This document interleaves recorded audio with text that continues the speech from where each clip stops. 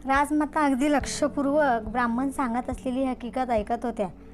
हकीकत सांगून संपली तशा त्या उठल्या. दमयंती जवळ येऊन तिला हाती धरून त्यांनी उठवलं आणि छातीशी घट्ट धरून म्हटलं, दमयंती, दमू, काय गा हा विलक्षण विचित्र योगायोग. त्यांच्या दृढ मिठीने दमयंती आश्चर्यचकित झाली. हा काय प्रकार आहे हेच तिला कळेना. ती काही बोलणार त्यापूर्वीच राजमातेने तिला हाताला धरून आणून मंचकावर आपल्याजवळ बसवले. दमयंती अगदी गोंधळून गेली होती. राजमात्याने सुदैवाला म्हटले, माणसाच्या आयुष्यात योगायोग तरी किती विचित्र, आश्चर्यकारक येतात.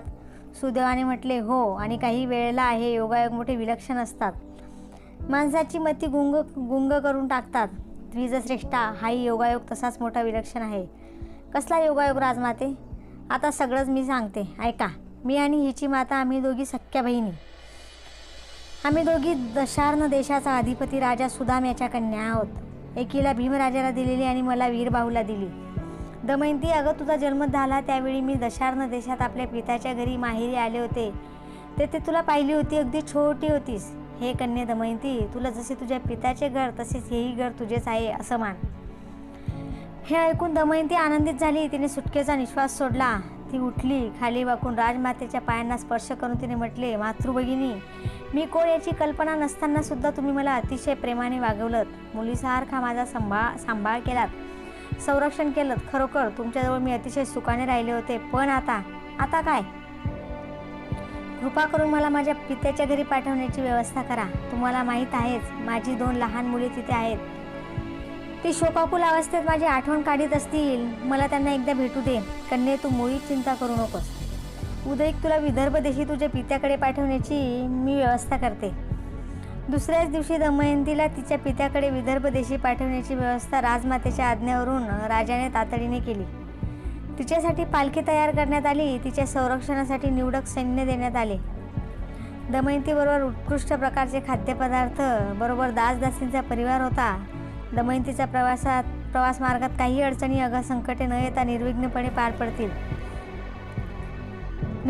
पार पडला. दमयंतीला पाहता सर्वांना अतिशय आनंद झाला. तिच्या स्वागतार्थ राजदारी गुढ्या तोरणे उभारण्यात आली होती. तिची एकंदर हकीकत ऐकण्यासाठी सर्वजण अगदी उत्सुक झाले होते. एक दिवस संपूर्ण विश्रांती घेतल्यावर दमयंतीने समोर गर्दी करून जमलेल्या आणि तिची एकंदर हकीकत ऐकण्यास उत्सुक झालेल्या राजकुटुंबियांना सर्व हकीकत दूध खेळणे आवडत नसूनही दूताचे आणि युद्धाचे आव्हान क्षत्रियाला नाकारता येते म्हणून नाईलाजाने तो दूध खेळायला बसला. पुष्कळचे कपटी पासे पडू लागले. नल हारत चालला, पूर्णपणे हरला. मग तिथून दोघे वनवासाला निघाले. मग पुढे काय काय घडले ती सगळी हकीकत इत्थंभूत सांगितली. हकीकत सांगताना तिला अनेक वेळा दुःखाचे कळ येत होते. अश्रू अगदी अनावर होत होते आणि ऐकणाऱ्यांनाही तिच्या वनवासातल्या हाल कष्टांची हकीकत ऐकताना अश्रू आवरत नव्हते. सारी हकीकत सांगून झाल्यावर सगळी मंडळी डोळे पुशीत दीर्घ निश्वास सोडीत आपापल्या स्थानी निघून गेली. भीमराजाने म्हटले, कन्ये, तू खूप दुःख भोगलंस. आता चांगली विश्रांती घे. दमयंतीने निर्धाराच्या स्वरात म्हटलं, तात, मी जिवंत राहावं अशी तुमची इच्छा असेल तर तुम्ही नलराजाचा शोध लावून त्याला इथे आणा. जोपर्यंत तो माझ्या नजरेस पडणार नाही तोपर्यंत मी अन्न ग्रहण करणार नाही. राणीने म्हटली, दमयंती आपल्या निर्धाराप्रमाणे वागणारी आहे. तेव्हा तुम्ही आता निवडक सेवक आणि सैन्य ताबडतोब 4 दिशांना पाठवा. हर प्रयत्न करून नळराजाचा शोध लावा. दमयंतीने म्हटले, तात, मला क्षमा करा. मी मर्यादा सोडून बोलते आहे. पण नळराजाचा शोध लागल्याशिवाय मी अन्न ग्रहण करणार नाही. राजकन्ये, तुझा हा हट्ट. तात, हा हट्ट नाही, हा पतिव्रता धर्म आहे. मी मर्यादा सोडून बोलते आहे. पण नाही पुत्री, तुझे म्हणणे सत्य आहे. मी आजच सैन्य देऊन सेवक आणि ब्राह्मण 2 पाठवतो. 4 दिशा धुंडाळता नलाचा शोध निश्चित लागेल. पुत्री, तुझ्या पतिव्रत्य धर्मपालनाचा निश्चित विजय होईल. तू आता अगदी निश्चिंत राहा. दमयंती विदर्भ देशी आपल्या मातापित्याच्या घरी आपल्या 2 मुलांसह सुखरूप होती.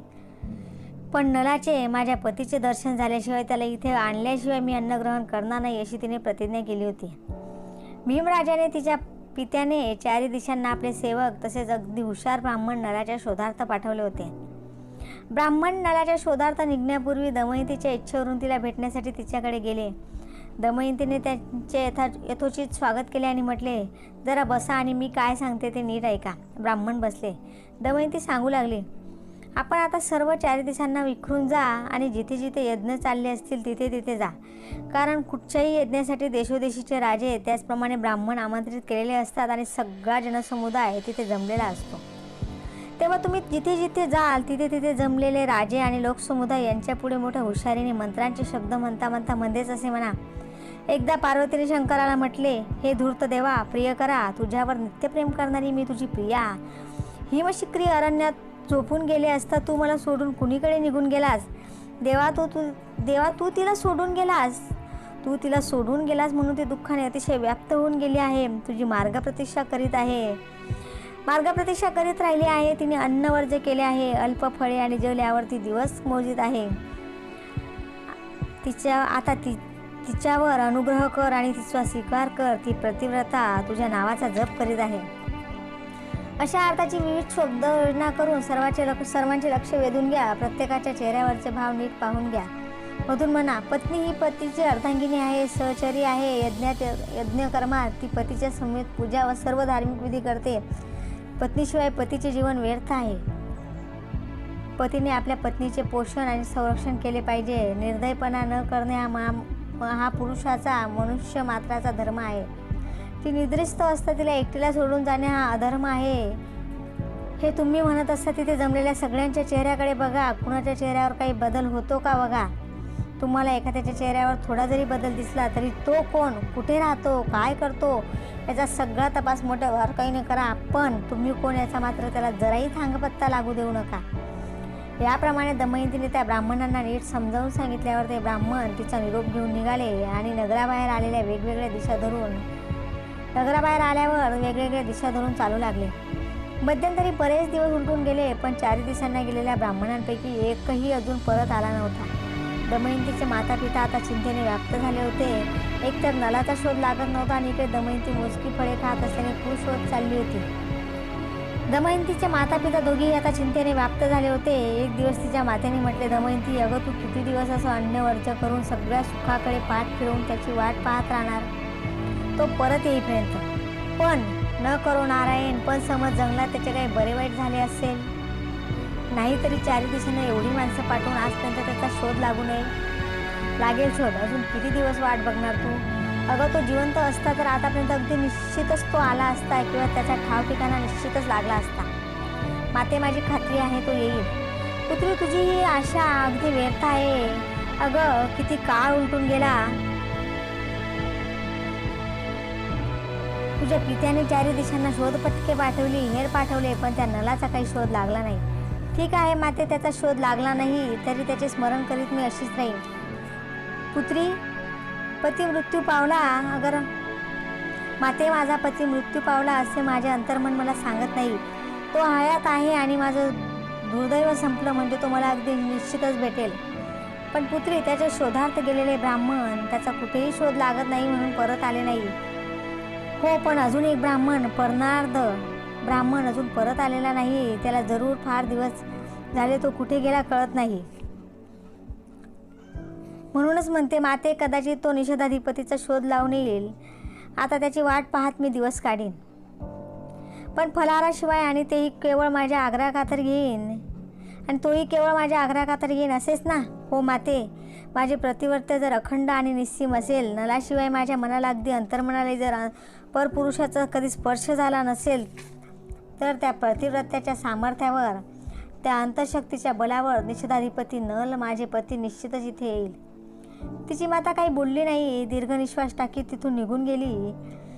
मध्यंतरी बरेच दिवस गेले, पण या दिवसातही भीमराजा स्वस्थ बसला नव्हता. त्याने ब्राह्मण, सेवक, गुप्तहेर नलाच्या शोधार्थ गुप्तपणे 4 दिशा फिरत होते, पण तरीसुद्धा नलाचा पत्ता अजून लागत नव्हता. नंतर एक दिवस ब्राह्मण दमयंतीच्या दासीला म्हणाला, मला राजकन्या दमयंतीची भेट हवी आहे, पण मी इथे आलो आहे हे कोणालाही कळता कामा नये. दासीने मोठ्या उत्सुकतेने विचारले, नल महाराजांचा काही शोध लागला काय? ती चौकशी तुला कशाला हवी? दासी दमयंतीच्या दालनात गेली. तिने म्हटले, बाहेर एक ब्राह्मण आला आहे. तो म्हणतो की मला राजकन्या दमयंतीची अगदी एकांती भेट हवी आहे. मी इथे आलोय हे इतर कोणालाही कळता कामा नये. दमयंतीने उत्सुकतेने म्हटले, असं? जा, त्या ब्राह्मणाला तिथून इथेच घेऊन ये आणि तो इथे असेपर्यंत कुणालाही आत येऊ देऊ नकोस. जा. दासी गेली. थोड्याच वेळात तिच्या पाठोपाठ एक ब्राह्मण आत आला. दमयंतीने त्याचे स्वागत करून म्हटले, या द्विजश्रेष्ठा, मला वाटतं तुमचं नाव. माझं नाव परनाद. हो परनाद, मला आता आठवतं, नल महाराजांचा शोध लावण्यासाठी इथून काही ब्राह्मण गेले होते, त्यात तुम्हीही होतात ना? हो होतो, पण त्यांच्याबरोबर मी गेलो नाही. मी माझा मार्ग शोधून त्या मार्गाने गेलो. मग काय झालं? तुम्हाला काही शोध लागला का?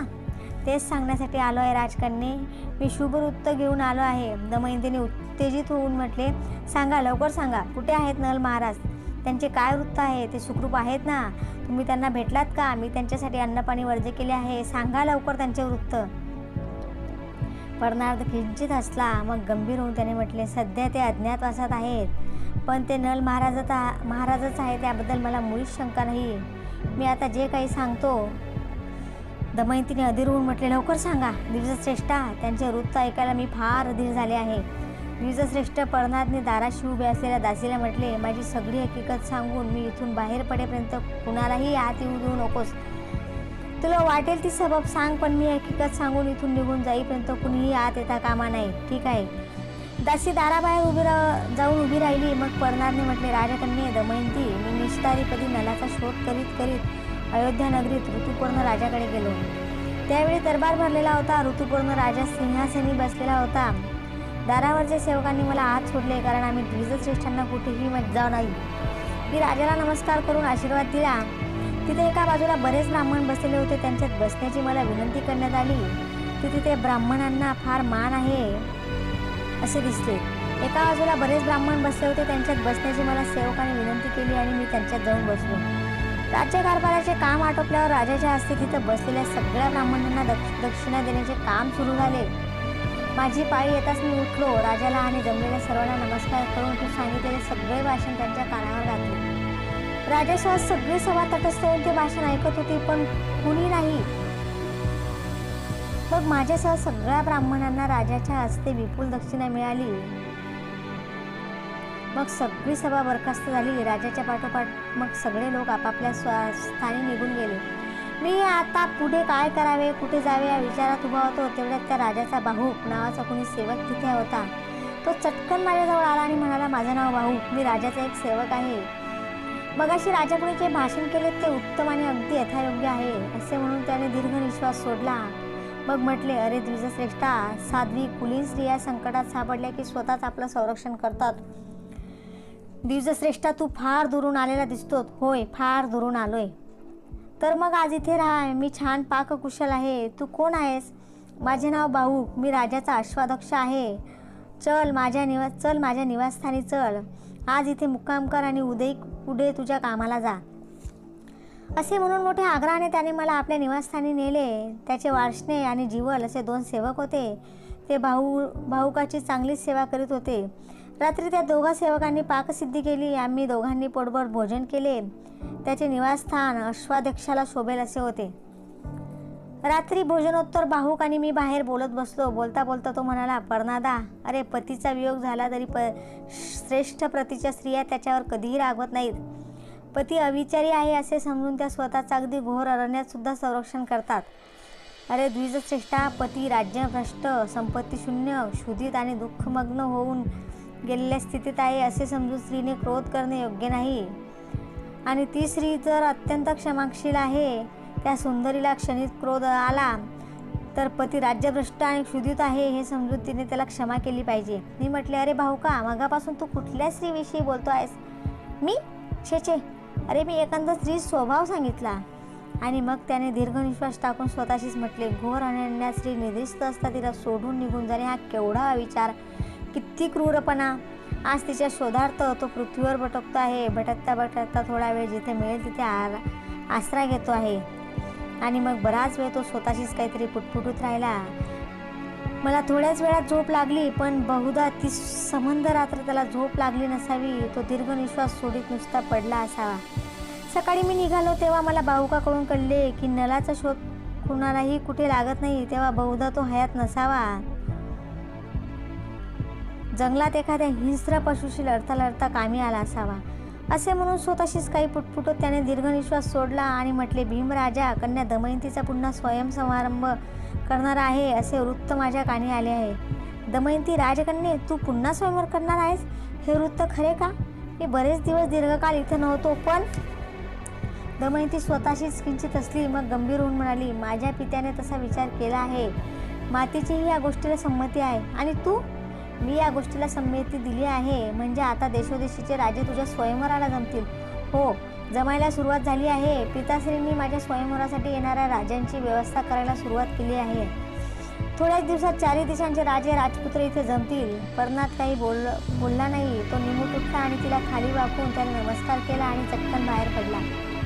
तो बाहेर पडला, पण त्याच्या मनात विचारांचे कांगूर उठले. मनात तो थोडा चिडलाही. हिला पुन्हा स्वयंवर करायचे होते, तर नलाच्या शोधाशोधीची एवढी खटपट इतकी यातायात हिने कशाला केली? कशाला? या आढळ प्रतिव्रता दमयंतीचं मन एकाएकी इतकं बदललं कसं? ही एकनिष्ठ प्रतिव्रता नळाशिवाय परपुरुषाचं तोंड बघणार नाही, त्या विचाराचा मनाला स्पर्श होऊ देणार नाही म्हणणारी ही एकनिष्ठ प्रतिव्रता आता दुसऱ्या पती करायला निघाली. मग चारही दिवसांना नळाच्या शोधार्थ सेवक, सैनिक, ब्राह्मण पाठविण्याची आता हिने केली कशाला? इतकेच नव्हे तर ऋतुपर्ण राजाच्या दरबारात स्वतः रचलेली भाषणं मला म्हणून दाखवण्याची सूचना ही आता हिने केली का?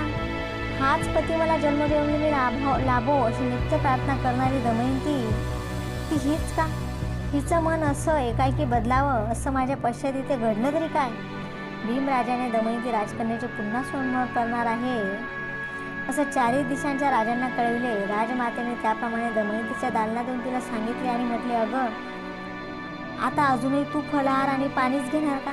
दमयंतीने किंचित असून म्हटले, हो माते, स्वयंवर पार पडल्यावरच मी अन्न ग्रहण करीन. ठीक आहे, तुझी इच्छा नव्हे माते, माझे हे व्रत आहे.